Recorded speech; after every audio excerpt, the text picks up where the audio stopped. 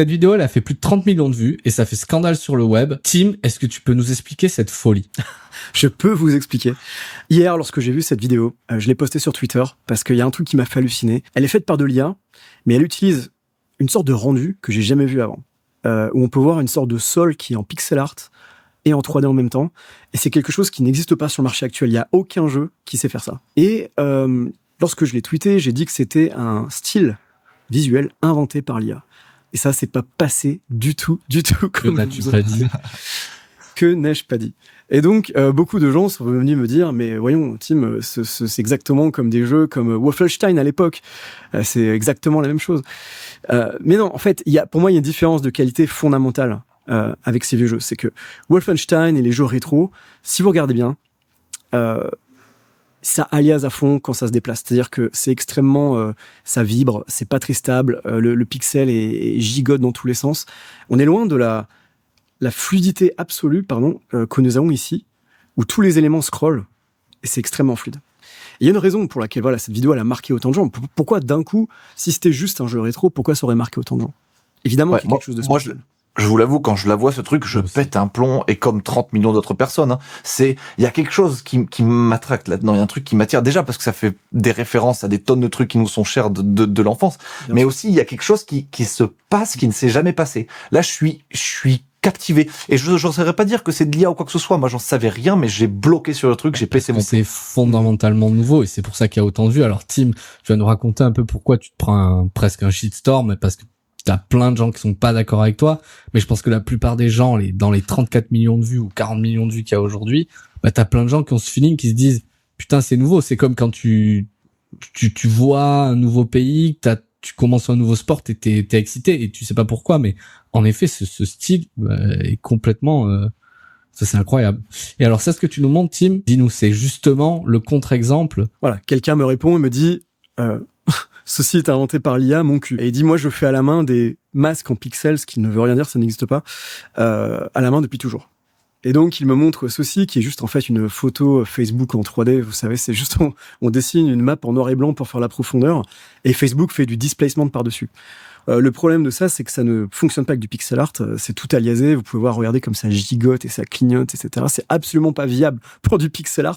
C'est vraiment la version flemmarde, si vous voulez, de la parallaxe, tu vois.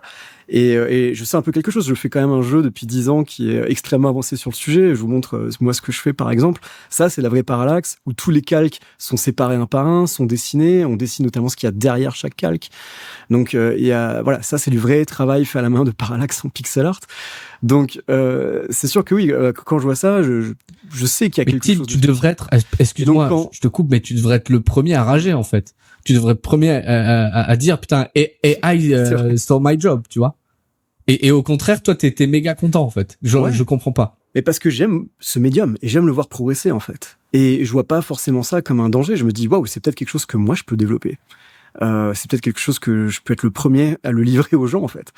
Et, ou même si c'est pas moi et quelqu'un d'autre le fait, tant mieux. J'y vois pas un problème, en fait. Je trouve que l'industrie se porte mieux, le jeu vidéo va mieux en tant que médium, lorsqu'il se développe et lorsqu'il évolue comme ça. Et si l'IA nous inspire et nous donne de nouvelles idées, quelle belle âme. Tant mieux pour moi. Je suis OK avec ça.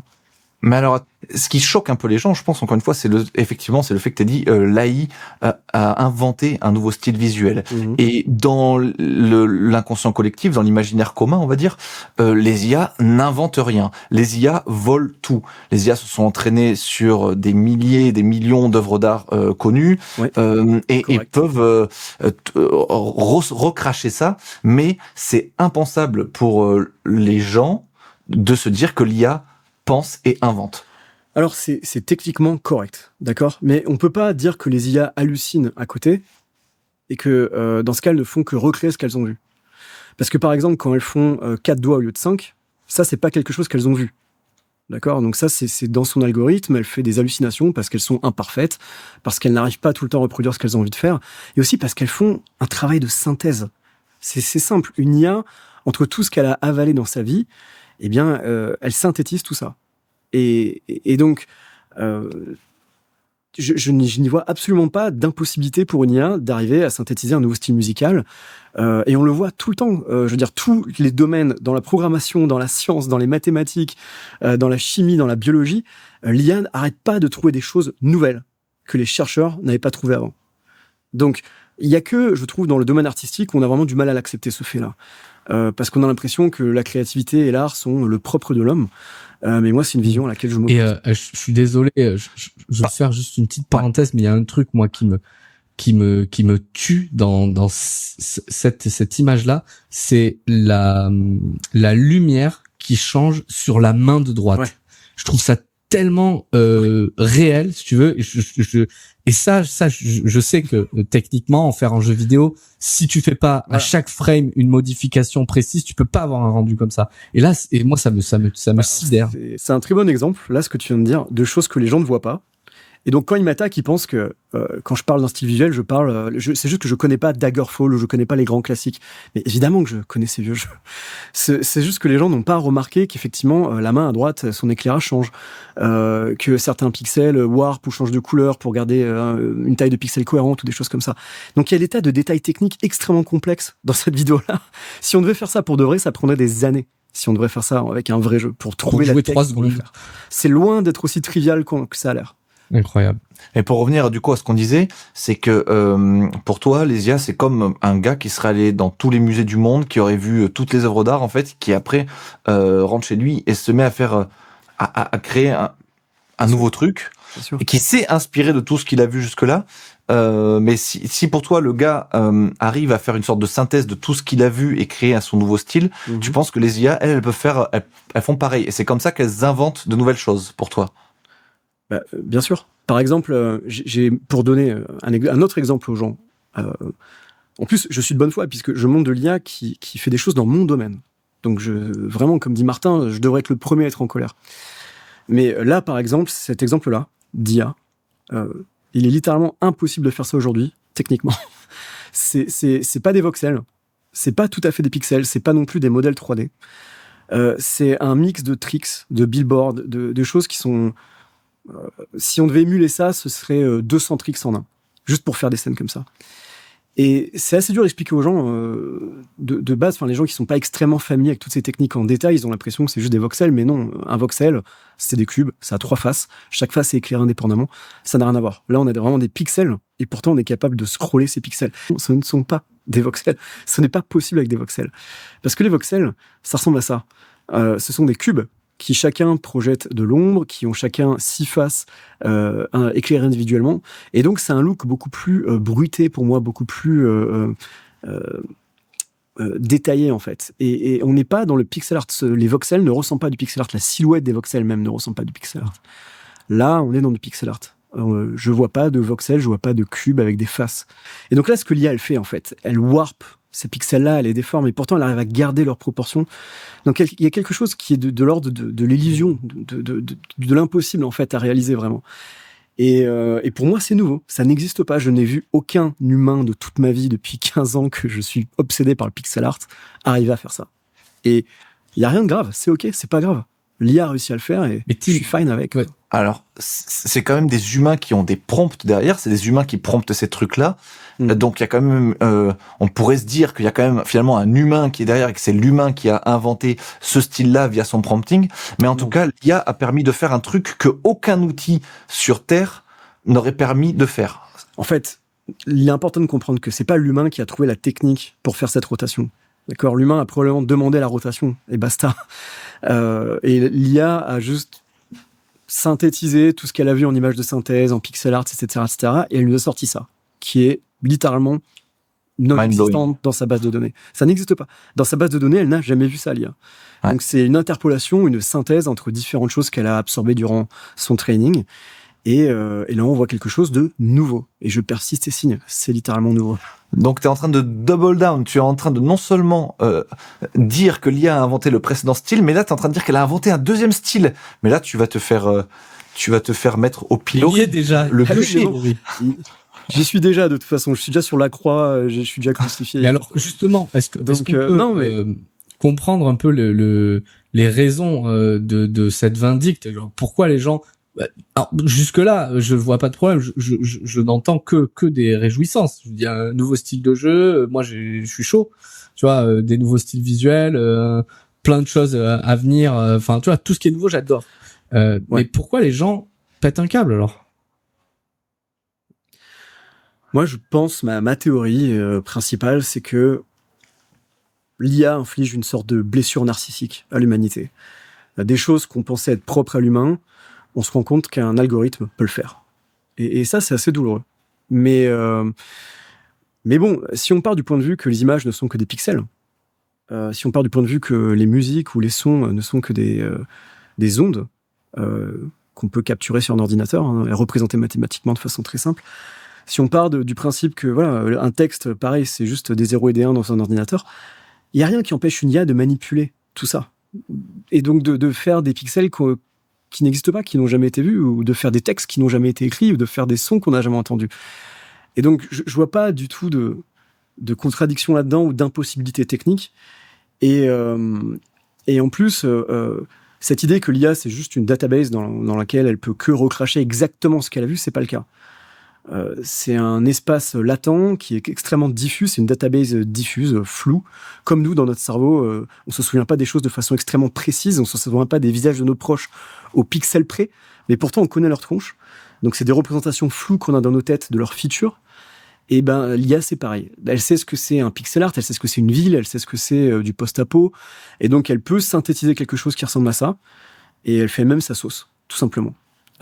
Et ça donne ça. Ça donne quelque chose qui n'existe pas, qui est nouveau. Il y a rien tel quel qui est trouvable, qui a été fait par un humain en 15 ans. Ça, mais pourquoi ça met autant les gens à fleur de peau, encore une fois, parce que tu t'es vraiment fait insulter dans les 6 millions de vues, là, t'as pris des milliers de commentaires de gens qui disent de manière très, très... littéralement que t'es une merde. À vif, que t'es une merde, que tu devrais pas exister, que si, etc. Et donc, pourquoi il y a un tel émoi? Il y a deux choses. D'une, les gens pensent que je suis un de ces tech bros qui adorent l'IA et qui racontent de la merde toute la journée et qui essaient de faire chier les artistes. Sauf que ils se trompent de cible. Moi, je suis aussi un artiste. Moi aussi, j'essaie de faire ça. Je fais un jeu en pixel art fait à la main, extrêmement compliqué, extrêmement complexe, extrêmement avancé aussi. Donc, je suis l'un des leurs. Déjà, ça, ils ne le savent pas souvent. Ils passent comme ça, ils tirent la mitraillette et ils font pas gaffe à qui ils s'adressent. Et puis, de deux, je pense qu'aussi certains voient ça comme une menace, tout simplement. Une menace pour leur job, une menace peut-être pour leur passion. Ils ont l'impression que ça n'a aucune âme, etc., etc. Ce qui évidemment est faux, hein, parce que si un humain, je vous le dis, postait ça, il y a 3 ans, avant qu'il y arrive, si un humain postait ça, je pense qu'il aurait eu 1 million d'abonnés très rapidement. Extrêmement rapidement. Parce que c'est juste world class. Voilà, c'est juste le top du top du top de ce qui se fait en pixel art et personne l'a fait avec un scrolling aussi smooth à 360. Mais du coup, comment ça fait que toi, du coup, t'es pas cette blessure narcissique, comme tu l'appelles, que tu sois pas vexé, que tu sois un traître parmi les tiens finalement, parce que tu dis que t'es un artiste, mais c'est pire, c'est pour ça qu'ils te détestent encore plus, c'est que tu les as trahis en ne prenant pas part contre ça. Tu es avec et même tu le défends, donc et c'est pour ça les gens te disent pas mal, c'est vraiment sur cette colline que tu veux périr, Tim, c'est vraiment en défendant avec toute ton âme ce genre d'IA que tu veux perdre toute ta réputation et tout. Alors pourquoi et toi, comment pourquoi tu le vois pas pareil qu'eux et pourquoi t'as tourné le dos?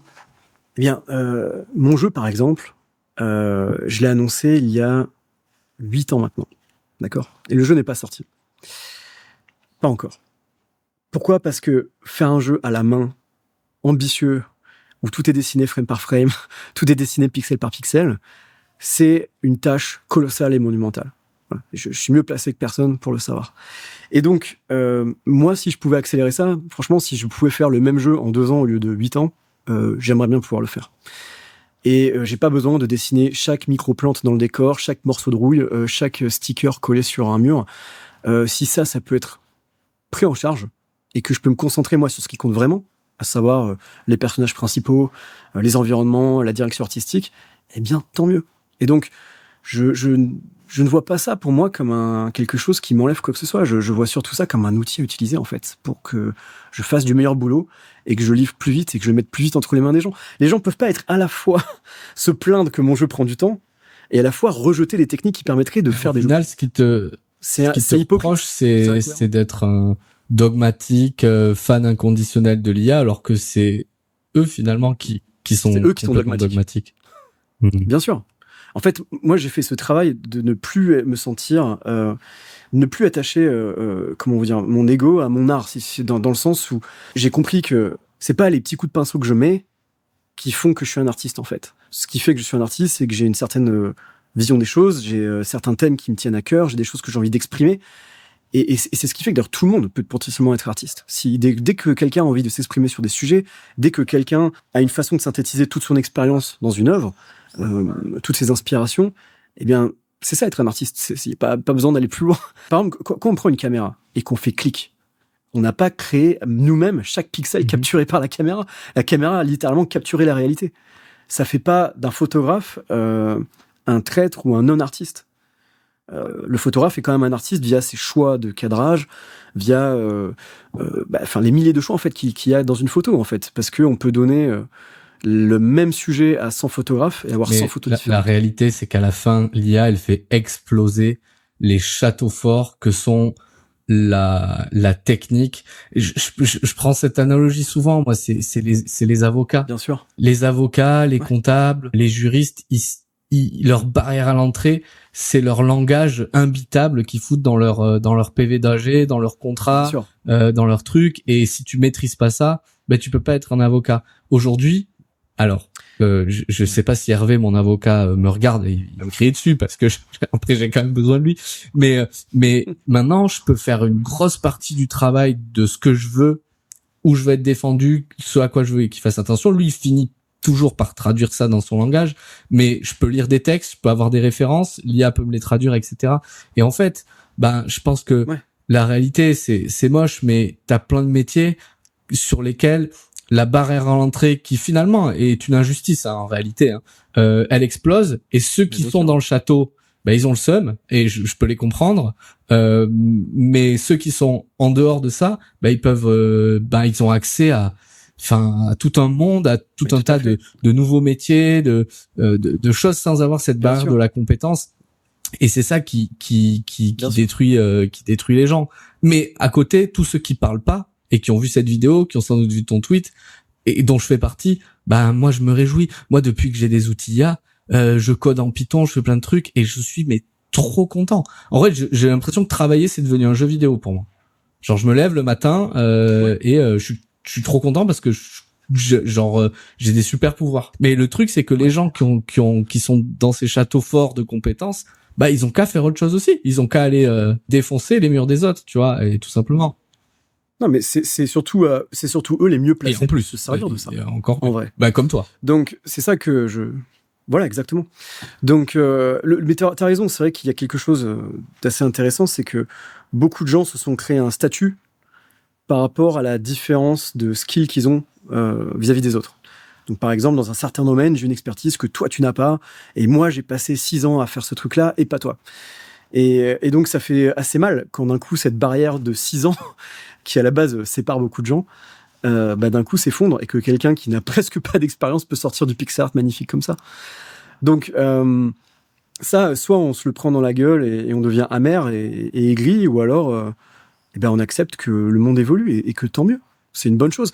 Mais ça me rappelle, je sais pas, à l'époque, les bourgeois se méfiaient, par exemple, de l'imprimerie. Du fait que beaucoup plus de gens allaient être éduqués, savoir lire, écrire, s'exprimer. Alors, mais t'étais là en 1440, tu t'en souviens? Sachez que Tim est un vampire. C'est pour ça que... C'est connu qu'à l'époque... C'est le pop de Nuremberg. Oui, t'as raison, non, c'est pas Nuremberg, c'est Gutenberg. Gutenberg.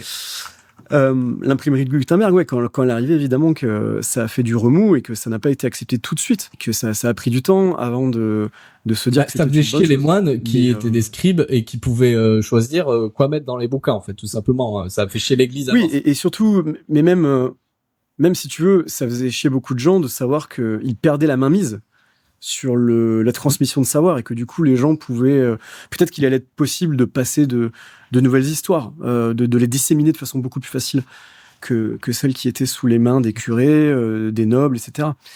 Donc l'imprimerie évidemment était un vecteur de disruption déjà à l'époque, mais même je me souviens que lorsque l'écriture est arrivée aussi il y a longtemps, Platon par exemple se plaignait de l'écriture et disait que ça allait nous rendre idiots.